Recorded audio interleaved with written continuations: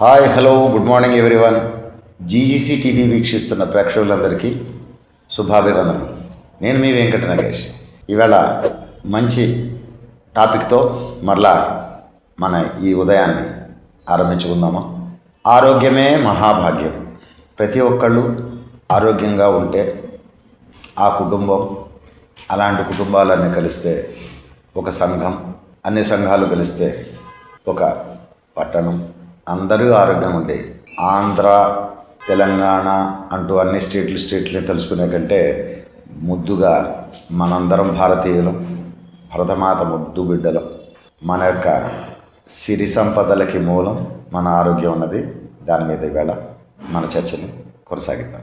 వైద్యో నారాయణో హరిహి, ఈ పదాన్ని మనకి ఎవరైతే ఆరోగ్యాన్ని చక్కబెట్టే వైద్యులు అనగా మన డాక్టర్స్ ఎవరైతే ఉన్నారో వారిని విష్ణు స్వరూపంగా చెప్పడం జరిగింది.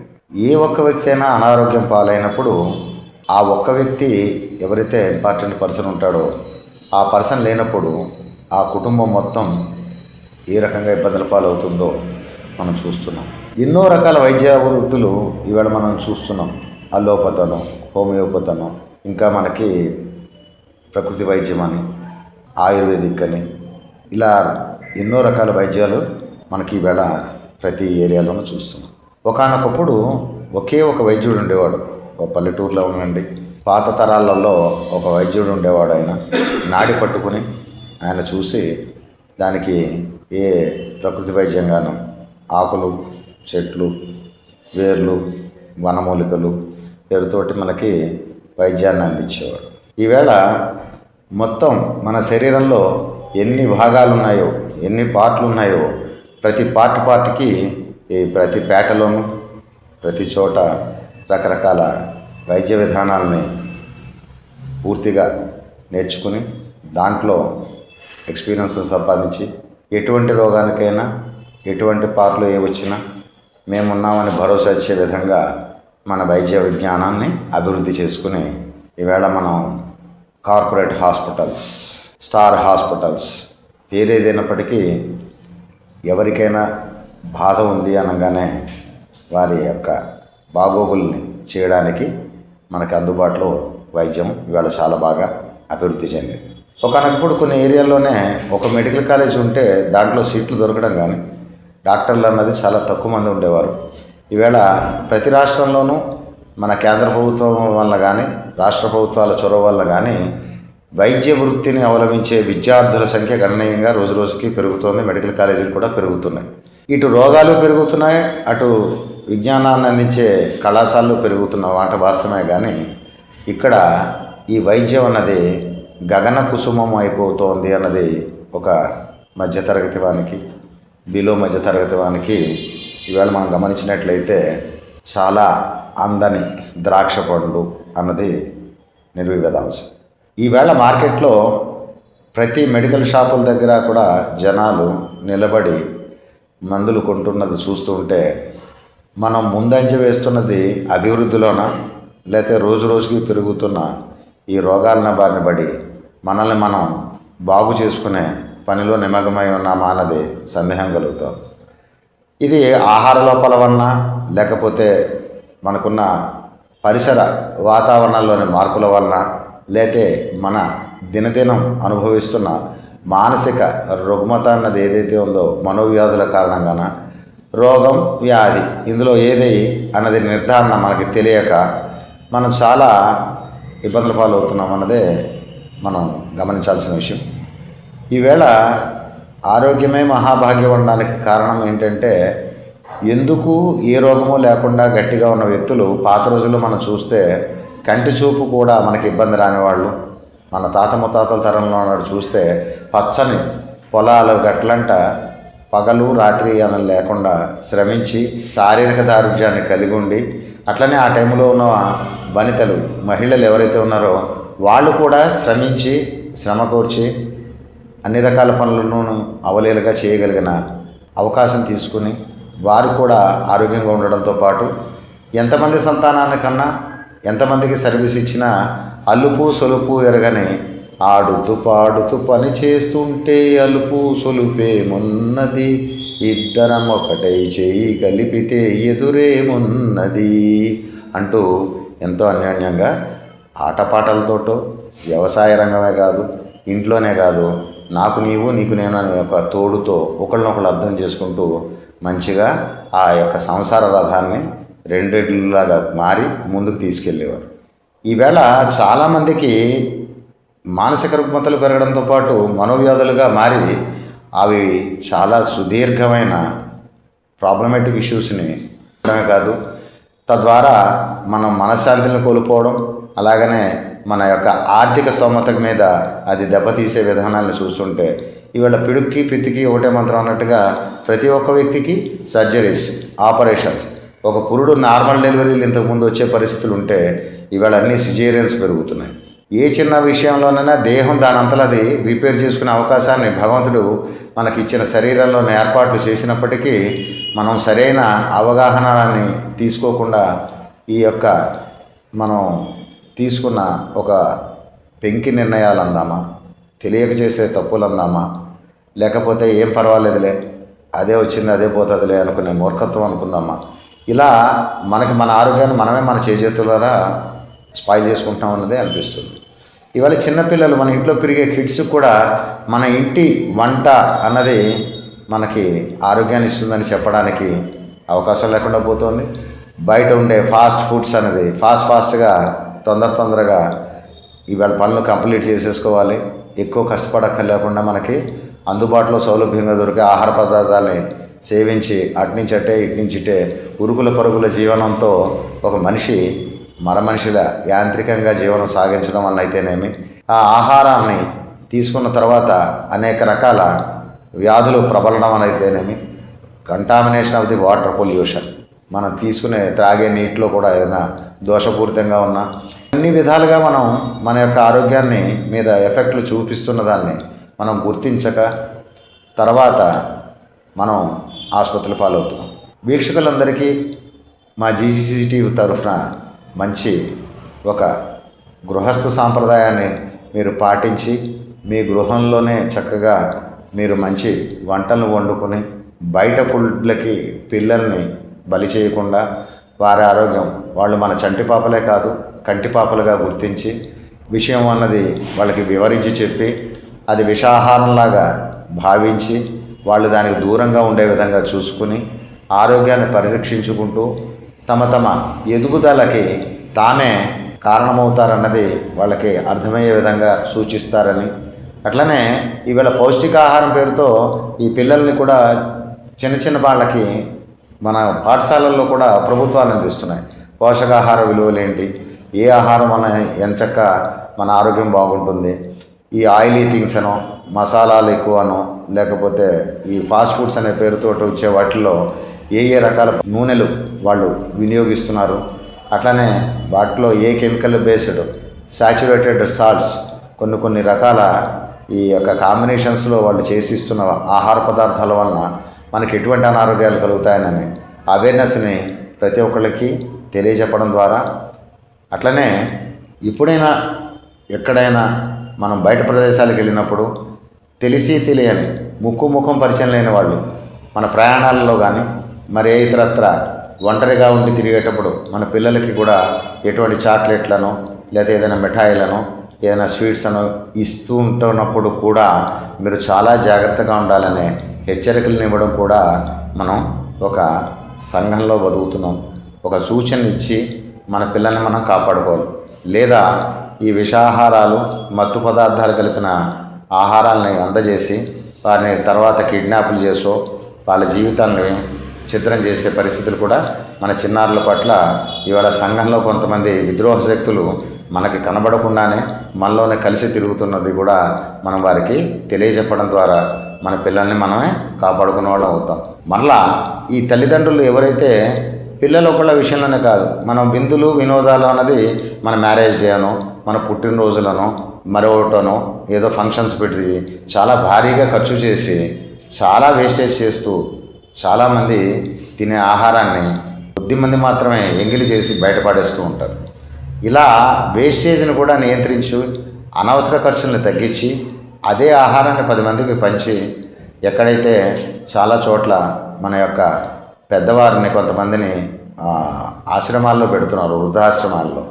అలాగనే కొంతమంది ఫిజికల్లీ హ్యాండిక్యాప్డ్ అని కానీ, మెంటల్లీ డిజేబుల్ ఉన్నది వాళ్ళు కానీ, ఇలాంటి కొన్ని చోట్ల అలాంటి సంస్థలు ఎక్కడున్నాయో గమనించి మనం వారికి కూడా మనం తినే మంచి ఆహారాన్ని వారికి అందజేయడం ద్వారా కూడా మనం ఎంతో మేలు చేసిన వాళ్ళు అవుతాం. వాళ్ళు కూడా ఆరోగ్యంగా ఉండాలి.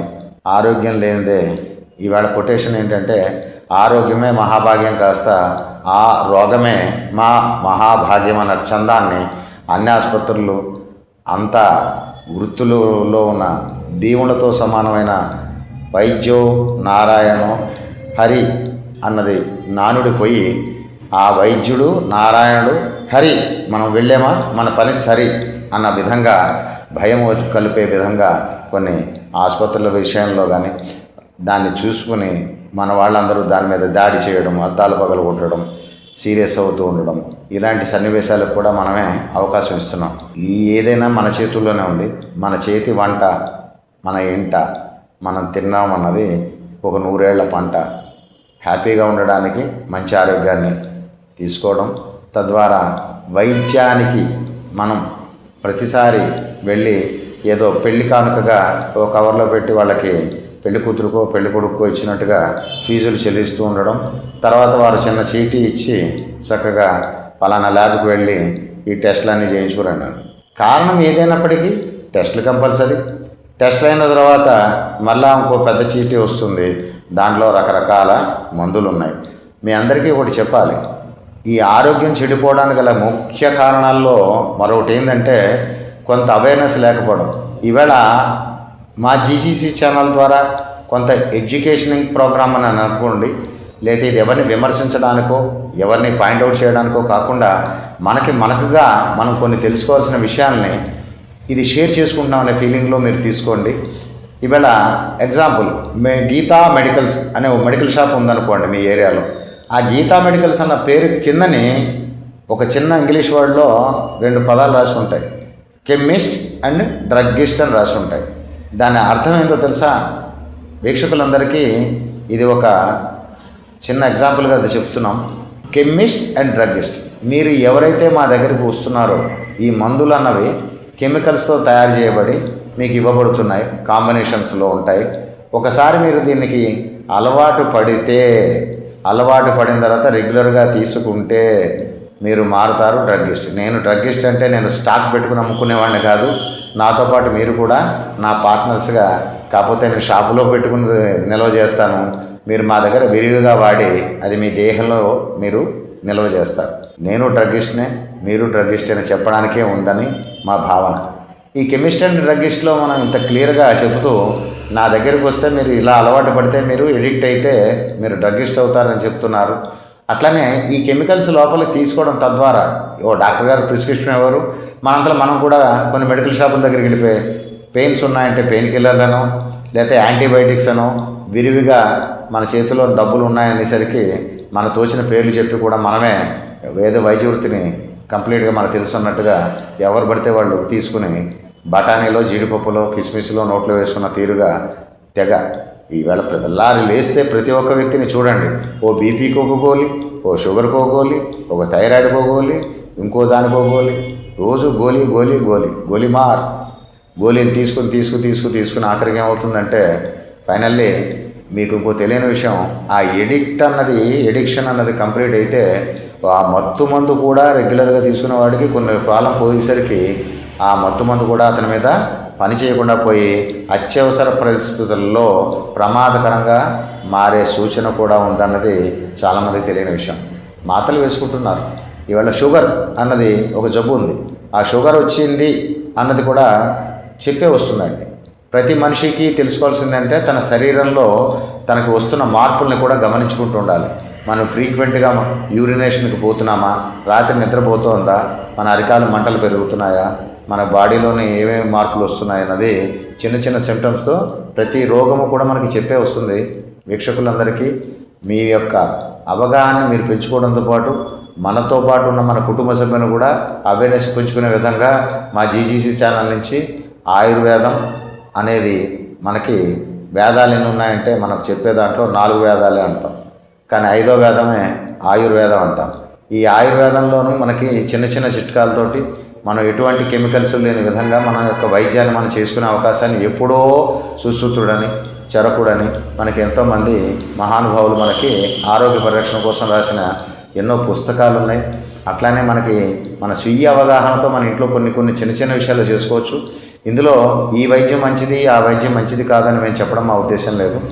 అత్యవసర పరిస్థితుల్లో అది అలోపతి కావచ్చు, ఆయుర్వేదిక్ కావచ్చు, హోమియోపతి కావచ్చు, ఎటువంటిదైనా సరే మన ఆరోగ్యాన్ని పరిరక్షించుకోవడానికి అవలంబించే విధానాలుగానే మీరు గుర్తించండి.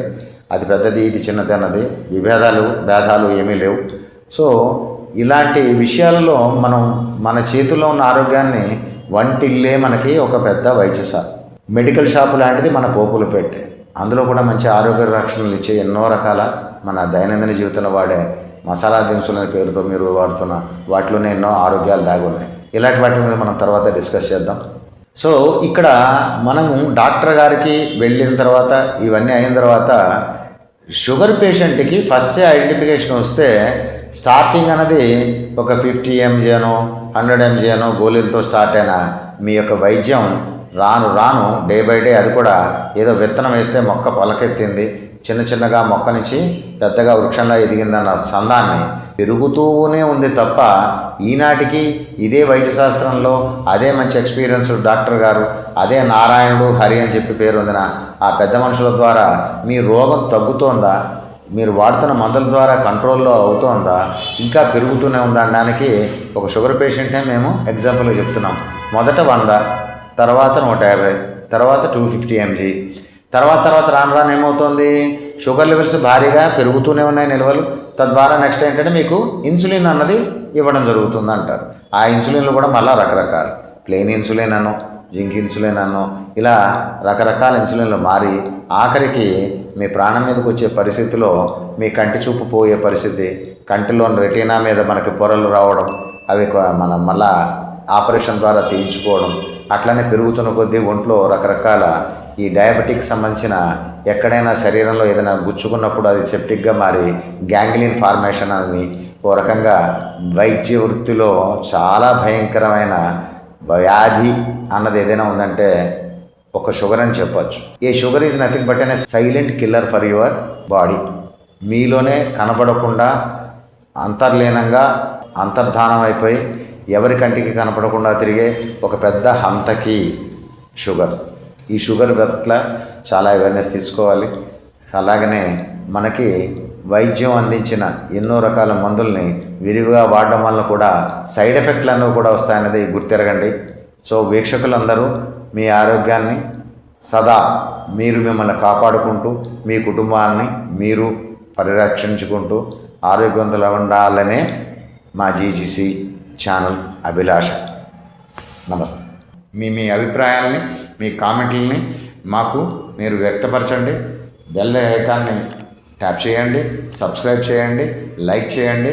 ఏ ఉన్నా సరే నాతో మీ అభిప్రాయాన్ని పంచుకోవాల్సిందిగా కోరుతున్నాను.